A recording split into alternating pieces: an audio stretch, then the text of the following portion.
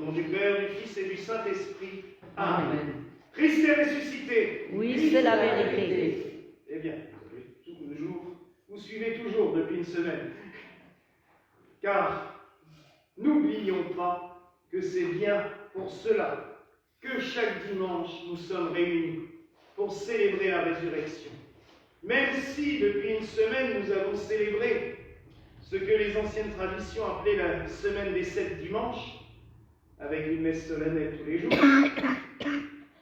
chaque dimanche est une fête de Pâques. Chaque dimanche est le jour de la résurrection. Et nous devrions toujours le célébrer avec bonheur, avec joie, et surtout chanter l'Alléluia comme nous le chantons en la période pascale. Le dimanche qui suit Pâques était aussi, avec le samedi hier, le dimanche inaldis, où les nouveaux baptisés enlevaient le vêtement blanc. Et je suis content, c'est qu'on a notre baptisé de la veillée pascale qui est là aujourd'hui. C'est aussi ce que l'on appelait pendant longtemps le dimanche Quasimodo. Ça faisait toujours rire tout le monde. Surtout en Alsace, comme c'était le jour des professions de foi, quand on disait « Ah, c'est Quasimodo », on pensait plus au sonneur de cloche tordu que à ce dimanche. C'est tout simplement parce que l'introïte que j'ai chanté avant, comme des enfants nouveau-nés, le premier mot « comme » en latin, c'est Quasimodo. Et c'est pour cela que ce dimanche porte ce nom. Depuis l'an 2000, on parle plus du dimanche de la miséricorde, ou fête de la divine miséricorde. Alors en tant que gallican, c'est vrai que les décisions du pape d'habitude nous préoccupent guère, mais là, à l'époque, on l'a validé tout de suite parce que c'est tellement beau comme fête, la fête de la divine miséricorde, et il faut reconnaître que quand on se met à contempler le tableau de Jésus miséricordieux qui est devant vous, on ne peut qu'être attiré par lui. On ne peut que se sentir bien dans sa présence. Cette fête est issue d'une apparition, de plusieurs même, reçue par une sœur polonaise, sœur Faustine Kowalska, dans les années 30. Un jour, dans sa cellule, à Plock, dans le mouvement des Sœurs de la Miséricorde, où elle était entrée quelques années auparavant, elle a vu le Christ lui apparaître comme cela. Et il va lui expliquer que c'est exactement comme cela que les disciples l'ont vu, au soir de la Pâque, et 8 jours après, quand il apparaît dans le Cénacle pour leur dire « La paix soit avec vous ».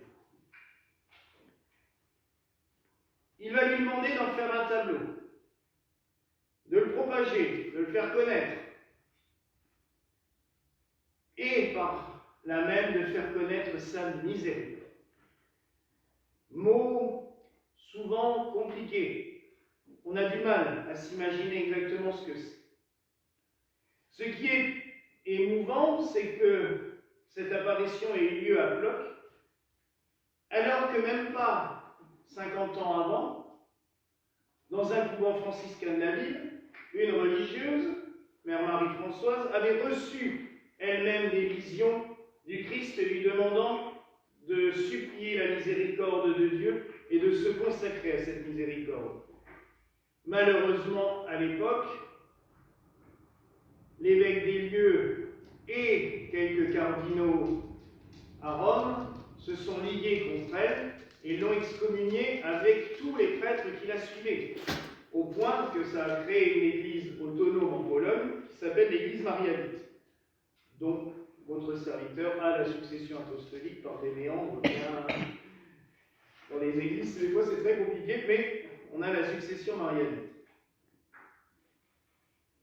Le Seigneur, pensant sans doute qu'il était temps de remettre un petit peu la miséricorde en avant, est donc revenu auprès d'une autre sœur, dans des temps plus apaisés sans doute pour être reconnu, mais il faut reconnaître que quand sœur Faustine va mourir à l'âge de 33 ans, personne ne veut entendre parler de ce qu'elle a lu et entendu.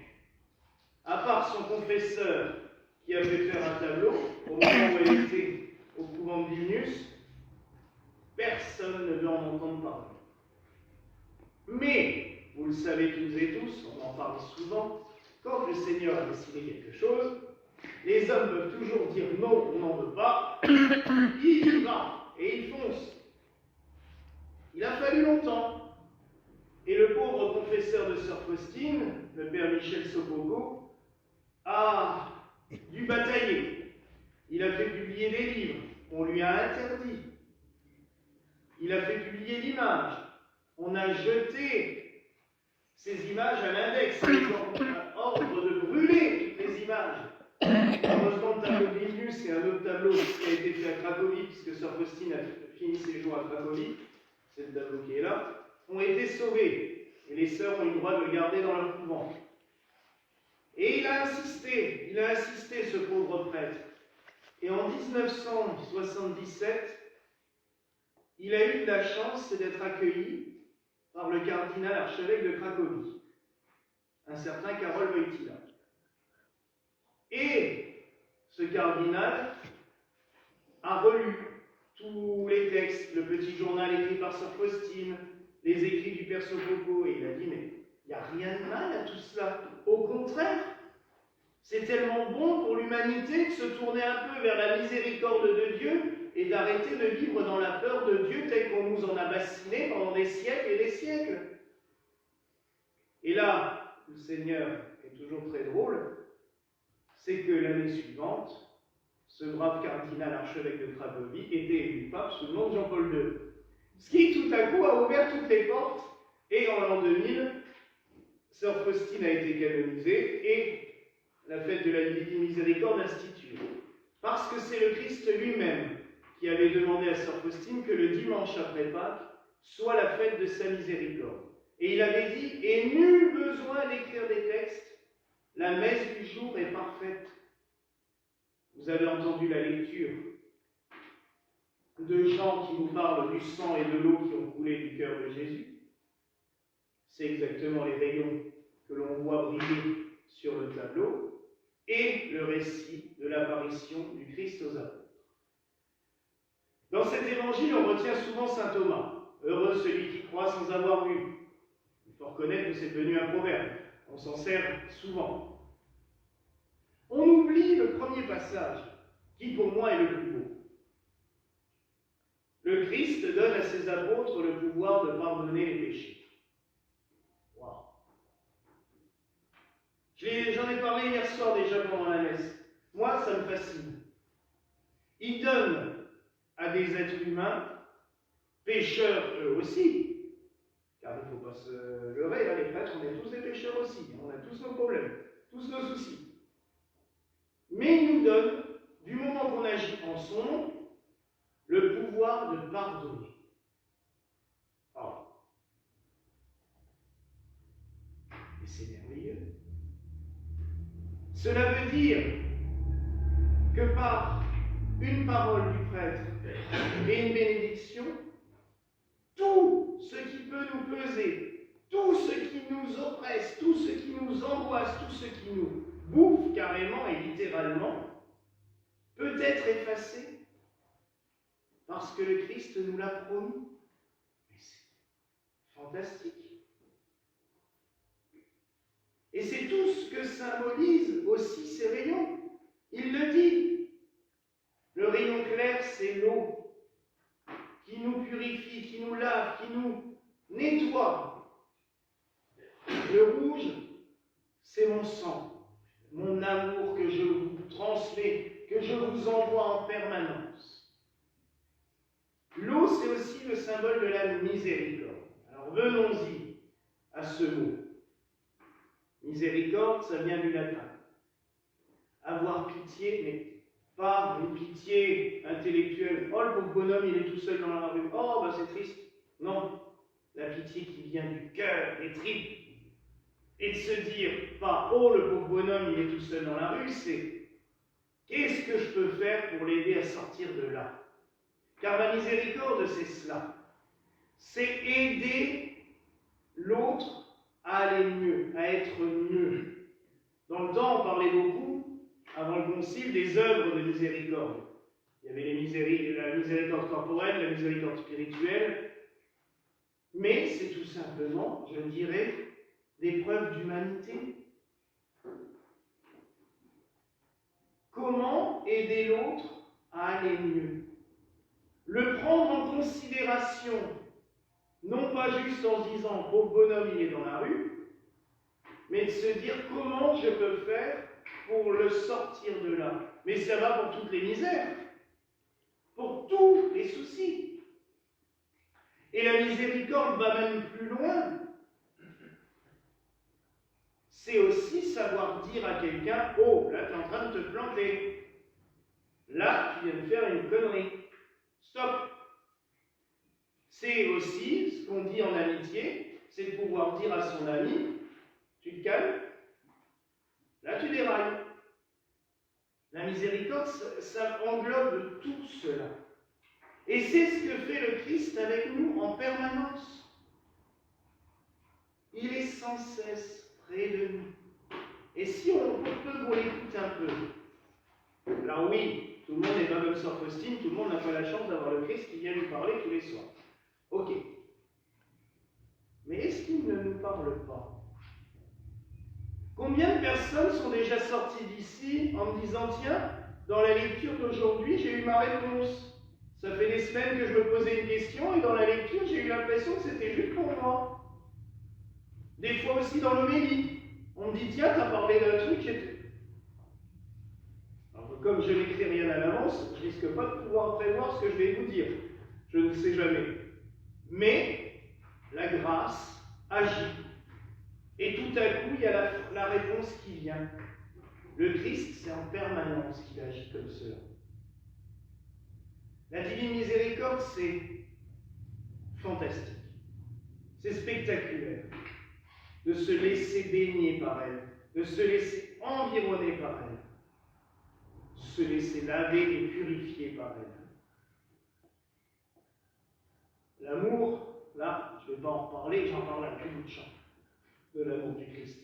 Mais parce qu'il nous aime tel qu'on est. Et je le disais hier, le christianisme a cette beauté de nous faire prendre conscience de qui on est, tel qu'on est, avec nos avantages, avec nos qualités, mais avec nos défauts. Et le Christ nous dit, viens, je sais que tu es comme ça, tu peux t'améliorer, prends conscience de ce que tu es, et on va avancer ensemble. C'est bien, c'est beau. Il n'y a aucune fatalité dans le christianisme. Jésus n'est pas là pour nous dire « oh, bah t'es mauvais, tu le resteras toute ta vie. » Non. Viens, on fait le bilan. Ok, bon.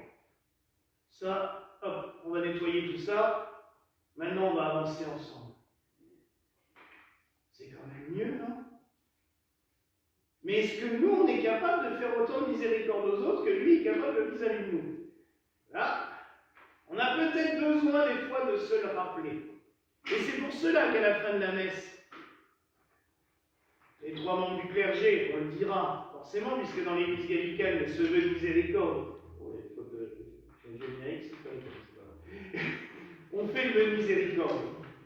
Mais vous le direz avec nous, parce que c'est tout simplement être chrétien, d'être miséricordieux, d'essayer d'écouter avec les oreilles du Christ, de voir avec les yeux du Christ, d'entendre, de parler avec la bouche du Christ, tout cela.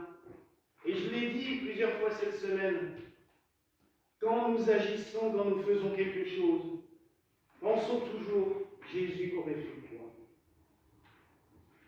Alors je vous rappelle que Jésus a été miséricordieux avec les marchands du temple, il a pris la ceinture. Ça ne veut pas dire, la miséricorde, qu'on ne peut pas se mettre en colère des fois. Il faut. Un peu le principe de la baffe évangélique de Guy Gilbert, quand il se retrouve face à des drogués qui pètent un câble. Je l'ai vu le faire, donc je sais. Mais ça veut dire être présent à l'autre. Savoir comment, les jours où il faut être gentil, doux, bon. Savoir les moments où il faut être plus ferme en disant ça suffit. et toujours, mais toujours aimer envers et contre tout. L'amour en premier. Alors, ce tableau que nous avons devant vous, on va l'installer au fond de l'église tout à l'heure. On va l'introniser parce que c'est tout simplement le fait de demander à Jésus miséricordieux de prendre possession des lieux. C'est un petit peu normal aussi, au bout de 7 ans qu'on est installé ici, de le représenter. J'ai quand même appelé cette église Centre Miséricorde, mais on n'avait jamais vu le tableau de Jésus miséricordieux jusque-là. Bon. Mais parce que vous ne savez pas, et à un moment donné, c'est venu. On a acheté un bénitier, parce que le bénitier qui est dans l'église, la plupart du temps, on ne le voit pas, il est tellement petit qu'il dessèche. Donc on en a acheté un beau, qu'on a installé dans le narthex de l'église. Puis je me disais, depuis longtemps, qu'est-ce qu'on pourrait mettre comme image au-dessus? Un beau tableau, quelque chose. Et ça ne venait pas. Et je ne trouvais pas. La Sainte Trinité, non, puis c'est venu, lundi dernier, bah oui, c'est la fête de la Divine Miséricorde dimanche prochain, mais Jésus miséricordieux, puisque c'est quand on fait le signe de croix avec l'eau bénite, on se rappelle notre baptême qui nous a purifiés. Ça nous rappelle tout simplement un geste de purification. Prendre de l'eau bénite et se signer avec, c'est demander à Dieu de nous purifier de nous. Et l'eau, c'est quand même 75% de notre être. On a besoin de l'eau en permanence. Et je dirais que ceux qui ont des problèmes de rein, comme on est plusieurs, on sait tout de suite quand on n'a pas bu assez dans la journée. Hein. Ça se sent tout de suite. Hein, tiens. On a besoin de l'eau, et notre terre aussi. Donc, nous allons mettre ce tableau. Alors, ce n'est pas un tableau définitif, mais grâce à l'incurie de nos transporteurs actuels, le tableau est perdu dans les méandres d'un camion et d'un entrepôt. Donc, je le récupérerai, donc je suis vite allé chez l'imprimeur hier faire imprimer une belle image en attendant pour que le symbole de l'intronisation soit fait, mais le tableau qui sera accroché dans l'entrée, c'est celui qui est sur vos feuilles de champ, avec le cadre doré. Mais malheureusement, il est perdu pour l'instant. On le récupérera bien un jour. On va contempler cette image, et je terminerai là-dessus, parce que le Christ a promis à Sœur Faustine que partout il serait exposé, que tous ceux qui prieraient devant recevront sa grâce en permanence. Il a même dit qu'au jour de notre mort, il nous accueillera comme sa plus grande gloire. Alors qu'à partir de maintenant, de tout à l'heure, quand nous exposerons ce tableau, dans l'entrée, vous verrez, j'ai aussi mis un portrait de Sœur Faustine, juste à côté du tableau, parce que c'est quand même grâce à elle qu'on l'a. Et de l'autre côté, j'ai mis Mère Marie-Françoise Kowalska, parce que c'était quand même la première à avoir reçu les messages de la Divine Miséricorde. Comme ça, quand on rentrera dans l'église, on pourra se signer, prendre l'eau bénite, contempler cette image, se remémorer aussi le vœu de miséricorde. Je pense que je ferai une plaque pour le mettre en dessous, pour qu'on puisse se le remémorer, et prendre un petit temps en rentrant dans l'église pour demander à Dieu sa miséricorde, de nous purifier, de laisser aussi à la porte tous nos soucis, tout ce qui nous pèse, pour pouvoir prier plus léger, et quand nous ressortirons d'ici, être encore plus léger de tout ce que nous avons sur le dos, car le Seigneur n'est pas mort sur la croix en vain. Il est mort pour nous apporter la vie, pour nous apporter la résurrection, et surtout pour nous soulager de tous nos fardeaux. Célébrons la divine miséricorde, célébrons Jésus miséricordieux, chantons-le et accueillons son amour et sa miséricorde qui s'écoule sans cesse de son cœur. Voilà la grâce que je nous souhaite au nom du Père, du Fils et du Saint-Esprit.